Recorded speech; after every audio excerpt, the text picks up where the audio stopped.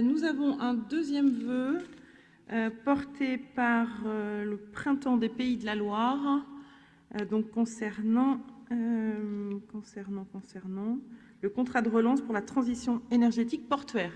Qui le présente? Oui, allez-y, Monsieur Provost. Madame la Présidente, chers collègues, nous voudrions tout d'abord préciser l'état d'esprit qui nous anime pour ce vœu. Nous ne méconnaissons pas, bien sûr, les investissements récents qui ont été engagés par la région sur la modernisation de l'outil portuaire. Bien sûr, également la mobilisation de l'ensemble des acteurs pour travailler notamment sur le projet stratégique du Grand Port Maritime. Mais la situation nous semble exceptionnellement critique. Et elle appelle, je crois, à sortir du cadre établi et à nous mobiliser. Il ne s'agit plus d'une simple question portuaire, c'est un problème d'aménagement du territoire, d'enjeux sociaux et écologiques majeurs pour les l'estuaire de la Loire. Et c'est dans cet état d'esprit que nous considérons que le grand port de Saint-Nazaire est confronté aujourd'hui à des difficultés de trafic, d'activité et de financement avec l'arrêt provisoire d'un certain nombre de trafics.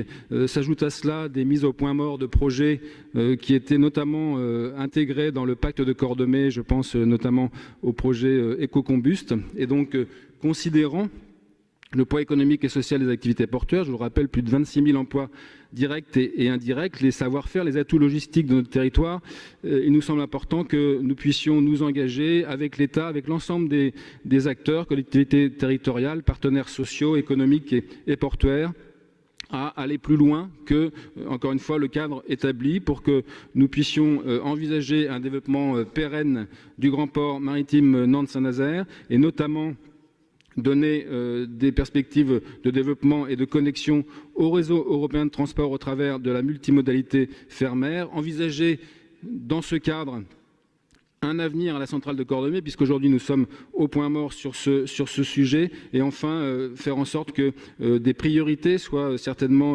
redessinées, et cela pour permettre d'amplifier la transition énergétique et écologique à l'œuvre sur le territoire. Le vœu donc précise donc que nous demandons que le Conseil régional demande à l'État l'organisation d'une réunion préparatoire avec l'ensemble des parties prenantes, avec l'objectif de construire un contrat spécifique pour ce port, un contrat de relance pour la transition énergétique et portuaire.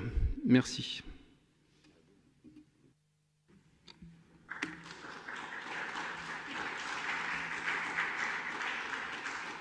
Monsieur Boucher. Oui, une courte réponse à Monsieur Provost concernant son projet de vœu.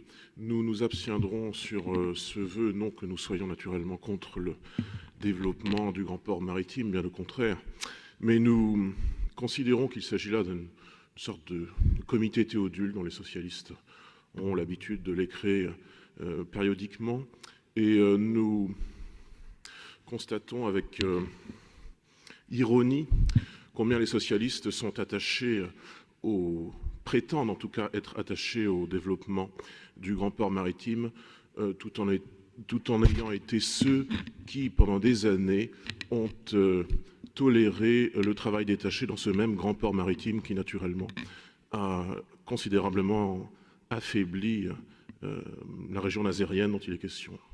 Voilà.